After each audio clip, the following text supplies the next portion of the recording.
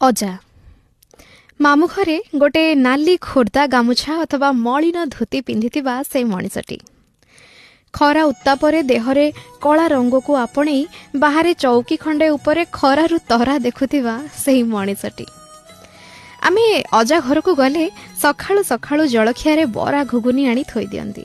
ମାଇଁ ହାତରେ ମାଉଁସ ଝୋଳ ରାନ୍ଧିବାକୁ ଅର୍ଡର ଦେଇ ଦିଅନ୍ତି। ମୁଁ ଏତେ ବଡ଼ ହେବା ଯାଏ କୋଳରେ ବସେଇ ଗେଲ କରିବା ତାଙ୍କର ଗୋଟେ ନିଶା ଥିଲା। ଅନ୍ତାକ୍ଷରୀ ଖେଳରେ 80 ମସିହା ଗୀତ ସହ 2000 ମସିହା ଗୀତର ଗୋଳ ଲାଗିଯାଏ। ଯେବେ ମାମୁଁ ଘରେ ଲାଇନ୍ ପଳେଇଯାଏ ଆଈକୁ ଗେଲେଇକି ଡାକନ୍ତି, ଆଉ ମୋ ଫୁଲେଇ ଆଈ ରାଗିକି ଗାଳି ଦିଏ, ଅତି ଗୋଟେ। ତାପରେ ସାରା ଘରଟାକୁ ସମ୍ଭାଳୁଥିବା ବୁଢ଼ା ଶରୀରଟି ଆଈ ପାଖରେ ଚୁପ୍ ହେଇଯାଏ। ପୋଖରୀ ମାଛରେ ବେସର ଝୋଳ ନହେଲେ ତାଙ୍କ ଭାତ ଉଠେନି। ଚୁଡ଼ା ଭଜା ସହ ନାଲି ଚାକୁ